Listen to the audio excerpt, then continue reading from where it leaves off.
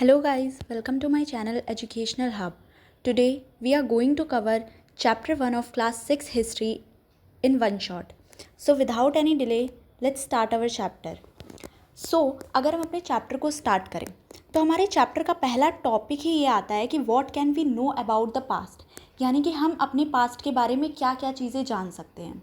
तो देखिए, पास्ट के बारे में आज आपको पता है कि हम काफ़ी सारी चीज़ें हम हमारे एंसेस्टर्स के बारे में जानते हैं। उनका ईटिंग पैटर्न क्या था, वो कौन कौन सी चीज़ें खाते थे, कौन कौन सी क्रॉप्स वो ग्रो करते थे, किस जगह पर कौन सी क्रॉप्स पाई जाती थी, ये सारी चीज़ें हमें उनके बारे में पता है।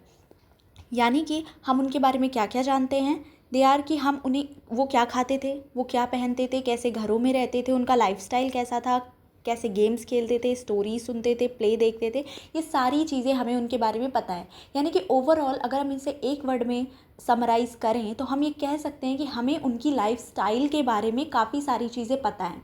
हाँ, हमें किंग्स और क्वींस के बारे में ज़्यादा नॉलेज है in comparison to ordinary people.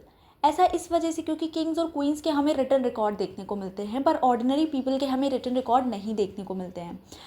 Records के थ्रू कैसे हमें इनके बारे में इंफॉर्मेशन मिलती है, ये हम अपने फर्दर टॉपिक्स में देखेंगे। तो सबसे पहले ये देखिए, मैंने यहाँ पर एक इमेज लगाई हुई है। यहाँ पर देखिए, ये जो लेडी है ये कुछ कर रही है, और ये देखिए ये फ़िशिंग करके लाए हैं। यानी कि इस इमेज को देखने से हमें साफ पता चल रहा है कि दे एट फिश, वो तब मछलियाँ खाते होंगे, तभी तो उन्होंने उसका शिकार किया है। यानी कि हमें उनके ईटिंग पैटर्न के बारे में पता चल रहा है। साथ में आप इनके क्लोथ्स देख सकते हैं, आपको इनका क्लोथिंग पैटर्न भी पता चल रहा है। अपार्ट फ्रॉम दैट, हमारा जो दूसरा टॉपिक था वो था कि ये लोग रहते कहाँ थे। तो अगर हमने अपना पूरा चैप्टर पढ़ा और हमने ये देखा कि जो हमारे एंसेस्टर्स थे उन्होंने चूज़ करा था ऐसी जगह जो नदियों के किनारे बसी हों, क्योंकि पानी सबसे ज़्यादा इम्पॉर्टेंट चीज़ थी। साथ में जहाँ पर भी रिवर्स होंगी वहाँ पर जानवर पानी पीने आएंगे, तो जिससे शिकार में भी उनको आसानी होती थी। तो इसी वजह से उन्होंने उन जगहों को चूज़ करा जिन जगहों के आसपास रिवर्स थी। सबसे पहला जो एविडेंस हमें देखने को मिलता है वो मिलता है नर्मदा नदी के अराउंड। अगर आप देखें तो हमें सबसे पहला एविडेंस नर्मदा नदी के अराउंड मिलता है, और नर्मदा नदी हमारे सेंट्रल इंडिया में पाई जाती है, लाइक इधर। ठीक है, इस टाइम के जो लोग थे वो स्किल्ड गैदरर्स थे, यानी कि उन्हें अपने सराउंडिंग्स के बारे में इमेंस नॉलेज था। उन्हें पता था कि कौन से फ्रूट्स को वो खा सकते हैं, कौन से फ्रूट्स पॉइजनस हैं जिसे वो नहीं खा सकते, क्योंकि तब तो सराउंडिंग्स में फॉरेस्ट होते थे। फॉरेस्ट में काफ़ी सारे पेड़ ऐसे होते हैं ना, काफ़ी सारी ट्रीज़ ऐसे होते हैं जो पॉइजनस होते हैं, जिन्हें हम नहीं खा सकते। तो उन्हें इस बारे में नॉलेज था कि कौन कौन से फ्रूट्स को वो खा सकते हैं, किन फ्रूट्स को वो नहीं खा सकते। अपार्ट फ्रॉम डैट, वो एनिमल्स की हंटिंग भी करते थे अपनी ज़रूरतों को पूरा करने के लिए। उसके बाद जो हमें एविडेंस देखने को मिलता है वो मिलता है around Sulaiman and Kirthar ranges. Sulaiman और किरतहर रेंजेस आपका यहाँ पे देखिए पाकिस्तान वाले एरिया में लाया करता है, और यहाँ पर सबसे पहली बार अराउंड 8000 ईयर्स अगो लोगों ने वीट और बार्ले की खेती करी थी। पहली बार यहाँ पर हमारे इंडियन सब कॉन्टिनेंट में जो पहला एग्रीकल्चर का एविडेंस मिलता है वो हमें सुलेमान और किरतहर रेंजेस से ही मिलता है, अराउंड 8000 ईयर्स अगो। यहाँ पर लोगों ने सबसे पहली बार एनिमल्स की रेयरिंग भी स्टार्ट करी थी। उसके बाद बात होती है विंध्यास की। विंध्यास बेसिकली विंध्यन रेंज हमारे सेंट्रल इंडिया में लाया करती हैं, और यहाँ पर सबसे पहली बार राइस की खेती हुई थी, चावल की खेती यहाँ पर सबसे पहली बार हुई थी। अब सवाल ये उठता है कि सुलेमान और किरतहर हिल्स में तो लोगों ने पहले ही एग्रीकल्चर कर लिया था, तो ऑब्वियस सी बात है ना कि एग्रीकल्चर का डेवलपमेंट भी सुलेमान और किरतहर से स्टार्ट होना चाहिए था, यानी कि राइस की खेती भी उन्हें ही करनी चाहिए थी। पर नहीं, यहाँ पर सबसे बड़ा रोल प्ले करता है climate and availability of water.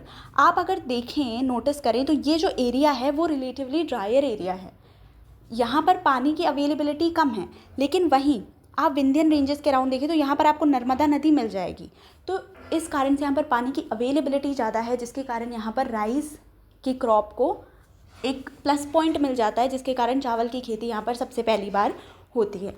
उसके बाद अराउंड 4700 ईयर्स अगो हमें देखने को मिलता है कि सिटीज़ डेवलप हो रही थी हमारा इंडस रिवर के अराउंड, जिसको हम इंडस वैली सिविलाइजेशन के नाम से भी जानते हैं। इसके बारे में हम फर्दर अपने 3rd चैप्टर में पढ़ेंगे इन डिटेल। तो अभी के लिए आप देखिए, ये इंडस वैली सिविलाइजेशन जो थी वो हमारा इस एरिया में फैला हुआ था, यानी कि नॉर्थ वेस्टर्न इंडिया में इंडस वैली सिविलाइजेशन फ्लरिश हुआ था। इसके साथ आप ये देखिए कुछ इमेजेस हैं जो कि इंडस वैली सिस्टम से, इंडस वैली सिविलाइजेशन से रिलेट करती हैं, इनके बारे में आप 3rd चैप्टर में पढ़ेंगे।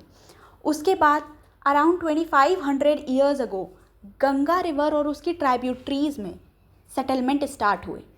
ये आप देखिए, ये यहाँ पर गंगा रिवर है और ये सारी की सारी इसकी ट्राइब्यूटरीज़ हैं। यहाँ पर सेटलमेंट स्टार्ट हुए और गंगा रिवर के साउथ में, ये गंगा रिवर जाएगी, इसके साउथ में जो एरिया आज करंट बिहार है, वो तब एक बहुत पावरफुल किंगडम हुआ करता था, मगध, जिसके रूलर्स बहुत पावरफुल थे। उन्होंने बहुत बड़ा अपना एम्पायर सेटअप करा था और काफ़ी टाइम तक मगध पर रूल करा था। तो ये तो हो गया लोगों का सेटलमेंट कि हमें लोगों के बारे में क्या क्या पता है और साथ ही साथ लोग कहाँ पर रहते थे।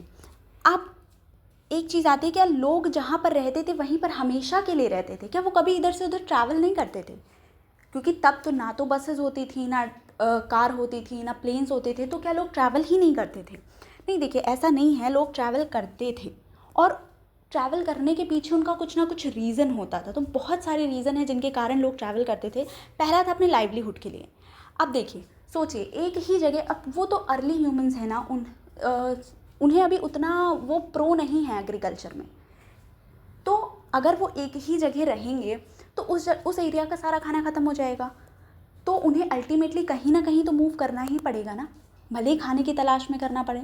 यानी कि अपने लाइवलीहुड को मेंटेन करने के लिए उन्हें मूव करना पड़ता था, उन्हें ट्रैवल करना पड़ता था, साथ साथ में नेचुरल डिज़ास्टर से बचने के लिए।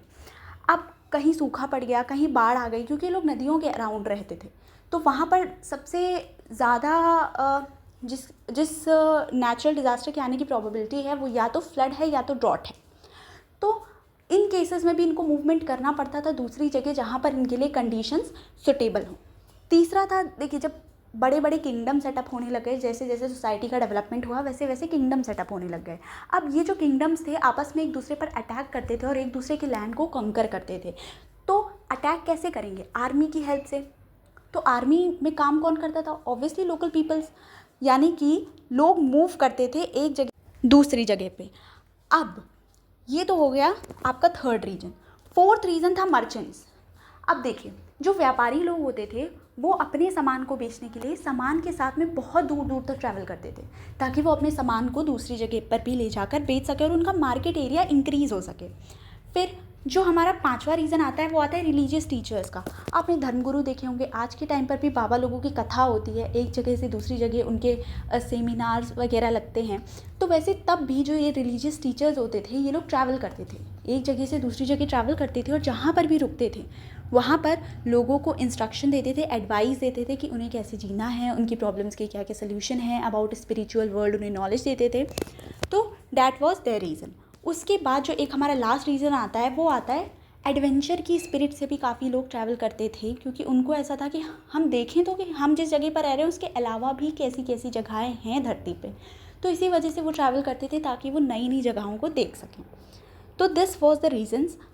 अब अगर आप एक चीज़ नोटिस करें हमारी कंट्री के बारे में, तो हमारी कंट्री आप देख रहे हैं कि इधर से फ्रॉम 3 साइड्स वो वाटर से कवर है, ओशियन से कवर है, यानी कि इधर का तो मूवमेंट, डायरेक्ट मूवमेंट इधर नहीं हो सकता। ठीक, इधर बहुत हमारे लार्ज माउंटेन्स हैं, हिमालयाज़, हमें पता है कि इधर बहुत बड़े बड़े माउंटेन्स हिमालयाज़ हैं, तो यानी कि इधर का जो भी मूवमेंट था वो भी ब्लॉक हो गया। बचा कौन सा हिस्सा? बचा ये नॉर्थ वेस्टर्न फ्रंटियर, हमारा नॉर्थ वेस्टर्न फ्रंटियर बचा। और यहाँ पर भी माउंटेन्स हैं, यहाँ पर आपने सुलेमान और किरतहर रेंजेस देखी होंगी, पर ये इन बड़े बड़े हिमालयाज़ के कंपैरिजन में छोटे हैं और साथ में इनके बीच पासेज हैं। ये देखिए, ये दो हिल्स हैं और इनके बीच पास दिया हुआ है जिससे लोग यहाँ पर हमारे सब कॉन्टिनेंट में एंटर करते थे। तो नेचुरल फ्रंटियर्स जो थे वो काफ़ी टाइम तक एक डिफ़िकल्टी तो बने लोगों के मूवमेंट में, लेकिन कभी भी उन्होंने लोगों की जर्नी को इम्पॉसिबल नहीं कर पाए। जिन्हें मूवमेंट करना था उन्होंने मूवमेंट करा और इसका रिज़ल्ट क्या हुआ? इसका रिज़ल्ट हुआ कि एक कल्चर के लोग जब दूसरे कल्चर से मिले, अब ऑब्वियस सी बात है लोग मूव करेंगे तो सिर्फ लोग तो नहीं करेंगे, उनके साथ उनके आइडियाज़ भी मूव करेंगे, उनका कल्चर भी मूव करेगा। तो जब एक कल्चर के लोग दूसरे कल्चर से मिले तो यहाँ पर क्या हुआ? एक मिक्सिंग हो गई तो एक नया ही कल्चर निकल कर आया। यानी कि आज हमारे इंडिया का जो कल्चर है वो सिर्फ हमारा नहीं है, उसमें काफ़ी सारे कॉन्ट्रीब्यूशन है। बहुत सारे लोग जो बहुत दूर दूर से आए थे उन्होंने अपने कल्चर का कुछ हिस्सा यहाँ पर दिया, जिससे बाद में लोग उसे फॉलो करने लग गए अपना कल्चर समझ के। यानी कि हमारा culture is a mixed of culture. ठीक है, कल्चर की मिक्सिंग हुई। उसके अलावा हमने नए नए कार्विंग सीखी कि स्टोन पर कैसे कार्व करें। आपने सुना होगा अशोकन इंस्क्रिप्शन के बारे में। तो इससे पहले ये चीज़ हो चुकी थी बाहर की कंट्रीज़ में, जो इंस्क्रिप्शन लिखे जाते थे ये इससे पहले बाहर की कंट्रीज़ में हो चुके थे, जिससे अशोका को इंस्पायर हुए थे अशोका, जिसके बाद उन्होंने ये इंस्क्रिप्शन वाली स्ट्रैटेजी अपनाई थी। ठीक, उसके बाद नए नए टाइप के म्यूज़िक आए, लाइक कव्वाली का सिस्टम, सूफ़ी सॉन्ग्स, ये सब तो बाहर से आया ना, हमारे पास तो पहले से नहीं था। साथ में फूड, नए नए तरीके की डिशेस लाइक नूडल्स वगैरह हो गए, ये सब पहले से तो इंडिया में एग्जिस्ट नहीं करता था, ये सब बाहर से आया। यानी कि कहीं ना कहीं हमारा कल्चर दूसरे लोगों के कल्चर के साथ मिला और निकल कर एक नया ही कल्चर आया। ठीक, ये हो गया पूरा का पूरा ट्रैवलिंग वाला पार्ट। अब जो अगला पार्ट आता है वो आता है नेम ऑफ अवर लैंड। देखिए, हमारे लैंड के लिए दो नाम बहुत फेमस हैं, पहला इंडिया और दूसरा भारत। अगर हम बात करें इंडिया नाम की, तो इंडिया नाम जो है वो इंडस रिवर से डिराइव करा गया है, जिसको संस्कृत में सिंधु नदी कहते हैं। ठीक, 2500 साल पहले जब ईरानियंस और ग्रीक्स 2500 साल पहले जब ईरानियंस और ग्रीक्स हमारे सब कॉन्टिनेंट में आए, तो वो इंडस नदी से तो फैमिलियर थे, पर हम लोगों से फैमिलियर नहीं थे, क्योंकि ईरानियंस इंडस नदी को, सिंधु नदी को हिंदोस बोलते थे और ग्रीक सिंधु नदी को इंडोस बोलते थे। तो उन्होंने जितना भी लैंड था, यानी कि जो भी लैंड इंडस नदी के ईस्ट में था, उन्होंने उसे इंडिया बोलना चालू कर दिया। तो वहाँ से हमारे लैंड का नाम इंडिया पड़ा। अब आप देखेंगे कि हमारा जो कॉन्स्टिट्यूशन है उसमें भी लिखा हुआ है कॉन्स्टिट्यूशन ऑफ इंडिया। ठीक, उसके बाद जो दूसरा नाम आता है वो आता है भारत। अब ये भारत नाम कहाँ से आया? देखिए, भारत जो शब्द है वो ऋग्वेद से लिया गया है। आपको पता है कि ऋग्वेद जो है वो फर्स्ट वेद है वैदिक रिलीजन का, जिसे 3500 ईयर्स अगो कंपोज करा गया था और इसे संस्कृत में लिखा गया है। ठीक, अब ऋग्वेद में जो भारत शब्द का यूज़ था वो किसी ज़मीन के लिए नहीं किया गया था, ना ही किसी टेरिटरी के लिए किया गया था। वो वर्ड यूज़ करा गया था एक ग्रुप ऑफ पीपल के लिए, एक ट्राइब के लिए, जिसे बाद में हमने हमारे कंट्री के नाम के तौर पे अडॉप्ट कर लिया। ठीक, तो ये देखिए एक ऋग्वेद की फ़ोटो मैंने लगाई है। उसके बाद हमारा जो टॉपिक है वो है finding out about the past, और ये सबसे इम्पॉर्टेंट टॉपिक भी है।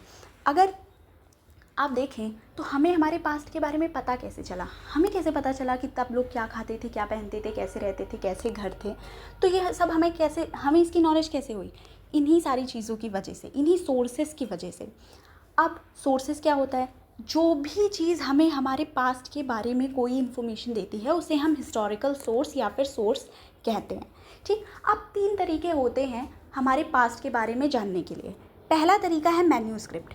देखिए, मैन्यूस्क्रिप्ट को हमने लैटिन वर्ड मनु से डराइव करा है, जिसका मतलब होता है हैंड, यानी कि हाथ। तो ऑब्वियस ही बात है, हाथ से कुछ लिखा हुआ होगा तभी हम उसे कुछ मैन्यूस्क्रिप्ट कह रहे होंगे। तो जी हाँ, मैन्यूस्क्रिप्ट को हाथ से लिखा जाता था on palm leaf, soft surfaces पे लिखा जाता था। ये चीज़ हमेशा याद रखिएगा कि हम मैन्यूस्क्रिप्ट को हमेशा सॉफ्ट सरफेस पे लिखते थे, ऐसे सरफेस जो ईजिली डिस्ट्रॉय हो सकते हैं, जैसे कि पाम लीव्स। अब लीव्स है तो वो तो ईजिली डिस्ट्रॉय हो सकती है, डिकम्पोज हो सकती है। साथ में बर्च ट्री की बार्क पे, पेड़ों की छाल पे लिखा जाता था। अब ये सारी चीज़ें देखिए ऑर्गेनिक हैं, ईजिली डिकम्पोज हो सकती हैं। ठीक, तो मैन्यूस्क्रिप्ट लैटिन वर्ड से डराइव हुआ था मनु, जिसका मतलब होता है हैंड। इन्हें हम यूजुअली पाम लीव्स या फिर बार्क पे लिखते हैं, बार्क ऑफ बर्च ट्री पे लिखते हैं। बहुत सारी मैन्यूस्क्रिप्ट डिस्ट्रॉय हो गई, लेकिन कुछ सर्वाइव करी, जिन्हें हमने टेम्पल्स और मोनेस्ट्रीज़ में प्रिजर्व करके रखा था। अब इन मैन्यूस्क्रिप्ट में लिखा क्या होता था?